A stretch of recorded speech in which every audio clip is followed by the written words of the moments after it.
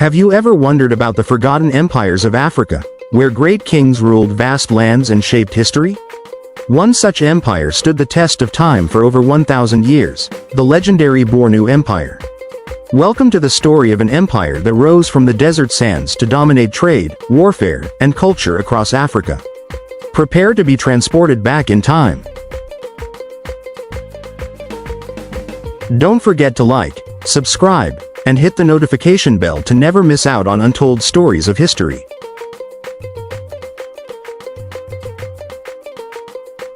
In the 9th century, the Bornu Empire began as a warrior state, forged in the fires of battle by brave and fierce warriors.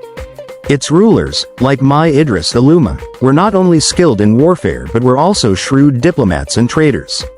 Bornu grew as a powerhouse, ruling over modern-day Niger, Nigeria, Chad, and Cameroon.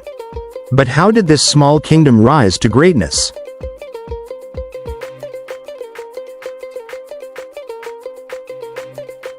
The lifeblood of Bornu was its vast trade networks, stretching across the Sahara to the Mediterranean.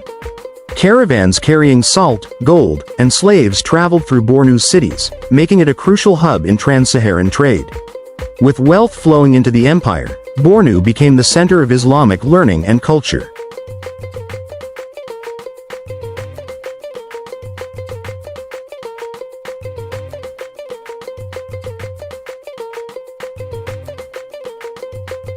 One of the most celebrated kings of Bornu was Mai Idris Aluma. Under his reign in the 16th century, Bornu reached the height of its power.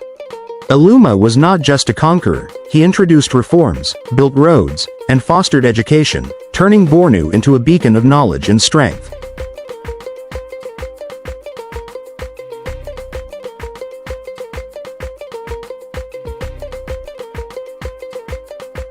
The Bornu army was feared far and wide. Equipped with iron weapons and skilled in cavalry tactics, they were unstoppable in battle. Aluma's forces protected the empire from invasions and expanded its borders, securing Bornu's dominance across the region.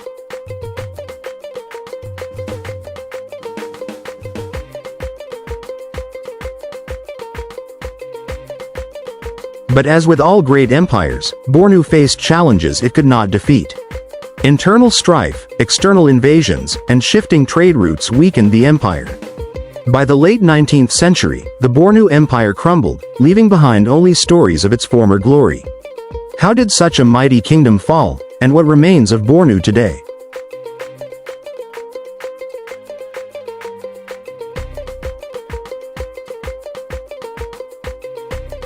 Though Bornu may no longer stand, its legacy endures. The people of Kanem Bornu are still proud of their history, and traces of Bornu's culture can be found in the modern nations of the region. From its contributions to Islamic learning to its unique architectural styles, the Bornu Empire lives on in more ways than we know.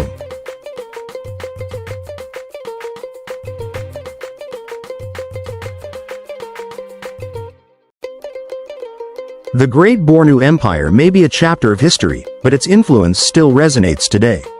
From its majestic kings to its rich culture, Bornu's story reminds us that history is filled with untold wonders waiting to be uncovered. So, what do you think? Could the Bornu Empire be one of Africa's greatest forgotten kingdoms?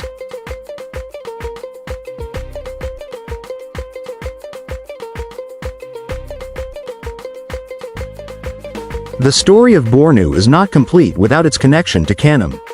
Originally part of the Kanem Empire, the Bornu state emerged as a powerful successor. The unity of Kanem Bornu was a fusion of two powerful entities, each bringing its strengths in governance, military, and trade. This marked the start of a golden era for the region.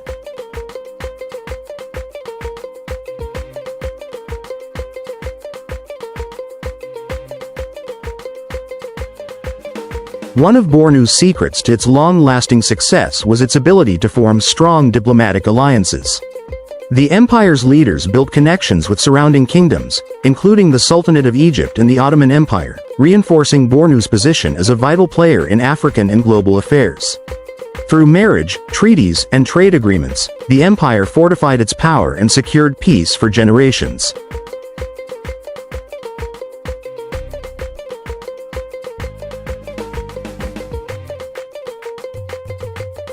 Behind the scenes, women in Bornu played critical roles in both the royal court and society.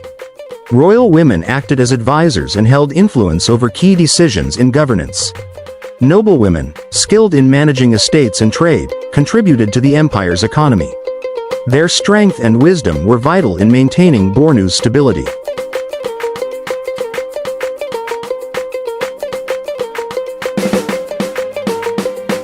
Islam was introduced early into the empire and quickly became the state religion. Through the spread of Islamic culture, Bornu leaders built mosques, established Islamic schools, and promoted scholarship. The empire's leaders took pilgrimages to Mecca, furthering Bornu's ties to the Islamic world.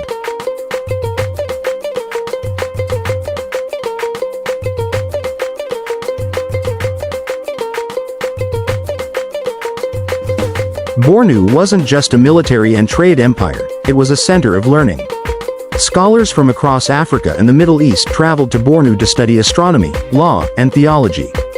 The empire's libraries housed texts in Arabic, and its scholars made significant contributions to Islamic knowledge.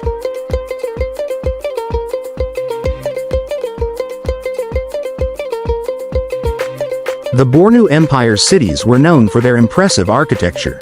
Using locally available materials, Bornu's builders constructed grand mosques, palaces, and fortifications that blended Islamic and traditional African styles. These buildings became the pride of the empire and stood as symbols of its power and wealth.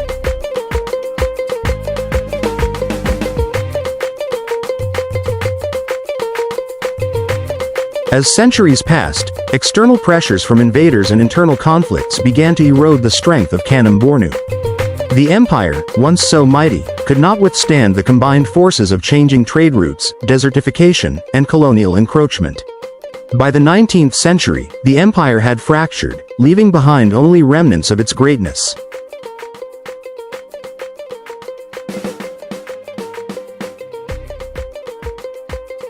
Today, the story of Bornu is being rediscovered by historians and archaeologists. Modern-day Nigeria and Chad hold the remains of this once powerful empire, and efforts to preserve its history are ongoing. The legacy of Kanem Bornu lives on in the descendants of its people, and its influence can still be seen in the region's culture and traditions.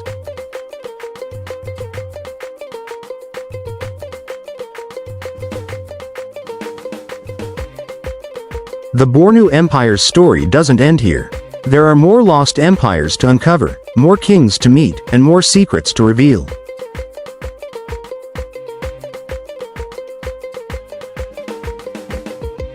If you enjoyed this story, make sure to like, share, and subscribe. Join us on our next adventure into the forgotten kingdoms of the past. You won't want to miss it.